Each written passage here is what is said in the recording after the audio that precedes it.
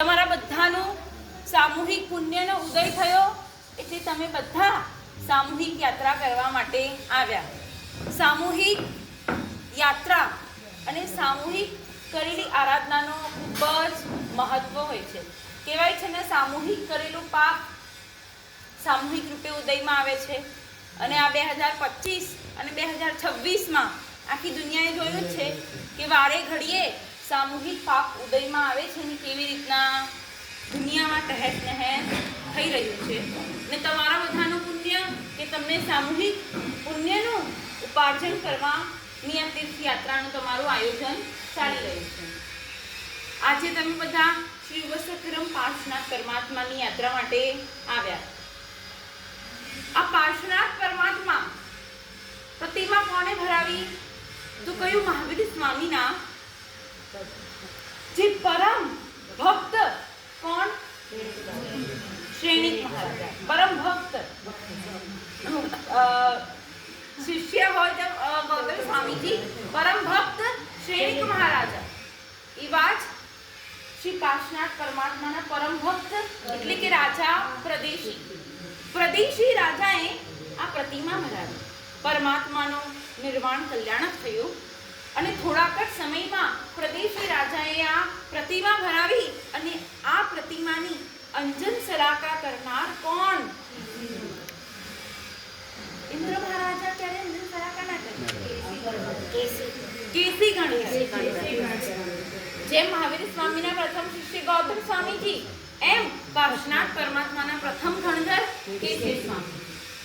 વિચારી શકો છો કે એક આત્મા એ જ ભવમાં મોક્ષમાં જવાની હતી, કેટલું એની અંદર નિર્મળતા અને શું એમની પાવર હશે। કહેવાય ને, પથ્થરથી પ્રતિમા મૂર્તિ એ મૂર્તિકાર બનાવે, પણ મૂર્તિમાંથી ભગવાન કોણ બનાવે? તો કે જ્યારે ગુરુદેવ ગુરુ ભગવંત અંજન સલાકા કરે ત્યારે એ મૂર્તિમાંથી ભગવાન રૂપે પ્રગટ થાય। ગુરુદેવ જે ગુરુ ભગવંતનો જે પાવર હોય એ પ્રતિમામાં આવે અને એટલા જ ઉર્જાવંત એ પરમાત્મા થાય। અને આ અંજન સલાકા કેસી સ્વામીએ કર્યું।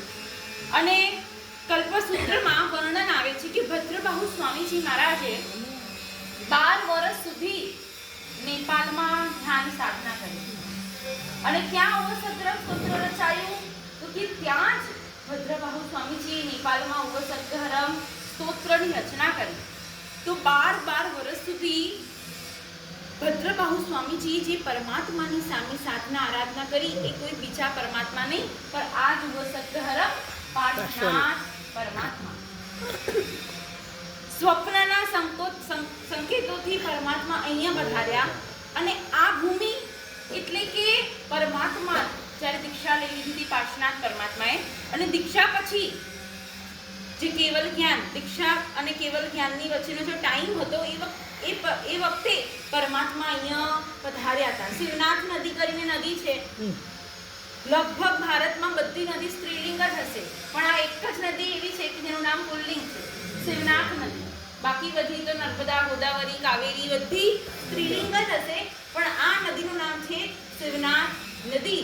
અને એ સમયમાં પરમાત્મા અહીંયા પધાર્યા હતા અને પરમાત્મા પધાર્યા, પરમાત્માએ દિવસો સુધી કૌશલ મુદ્રામાં ધ્યાન સાધના આરાધના કરી અને જ્યારે પરમાત્મા પાછા પધારતા હતા ત્યારે પરમાત્માના ભક્તિ સ્વરૂપ એમના ભક્તે પગલા ભરાવ્યા હતા।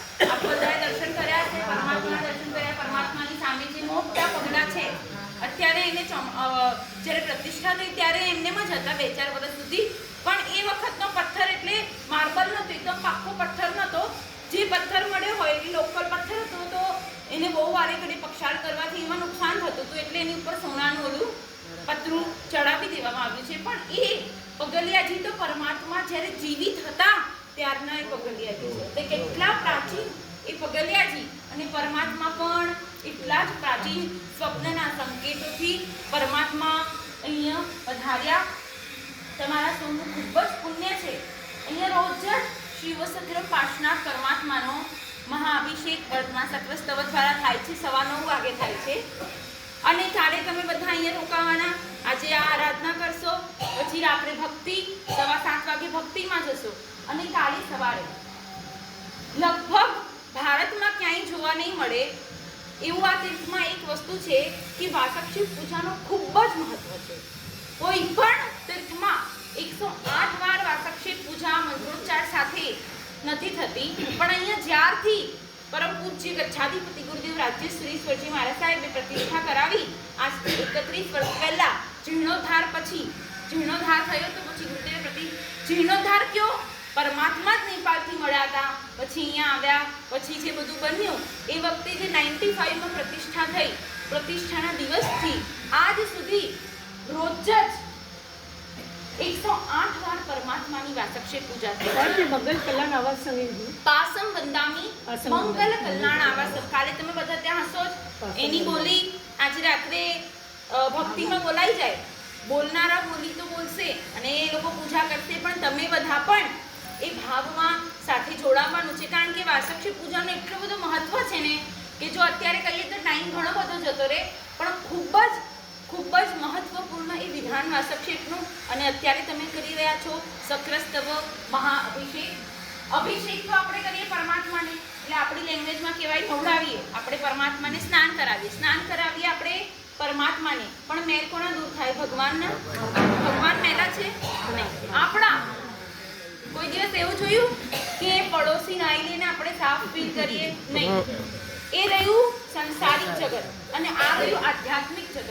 આધ્યાત્મિક જગતમાં અલગ જ નિયમ છે કે પરમાત્માનો આપણે અભિષેક કરીએ ને આપણા કર્મ દૂર થઈ જાય.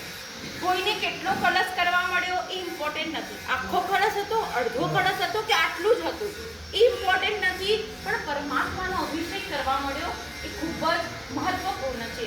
તમે અત્યારે અભિષેકમાં બધા જશો, ખૂબ જ મૌનપૂર્વક, શ્રદ્ધાપૂર્વક, ભાવપૂર્વક આ સક્રસ્તવ સાંભળીને તમે બધા અભિષેક કરજો. બોલીએ વસકરમ પાર્શનાથ ભગવાન કી જય. અને આપણે બધાની આ જે યાત્રા ચાલી રહી છે, આપણે આગળ ક્યાં જવું છે? શાશ્વત ક્યાં પહોંચવું છે આપણે? મોક્ષમાં મોક્ષમાં પહોંચવું છે. શાશ્વત સ્થાન કયું છે? મોક્ષ. સ્થાન કયું છે? મોક્ષ. અને આજે તમે કયા મંદિરમાં? આમ તો વસક્રમ તીર્થમાં જ કરો છો, પણ શાશ્વતાજીનું મંદિર. કારણ કે આ ચારે પ્રતિમા જે છે એ હર 24 માં કોઈને કોઈ ભગવાનનું નામ રે એવા શાશ્વતાજી મંદિરમાં તમે લોકો આરાધના કરી રહ્યા છો. ખૂબ જ ભાવ, શ્રદ્ધા અને ઉપયોગપૂર્વક આરાધના કરજો. બોલીએ વસક્રમ પાર્શનાથ.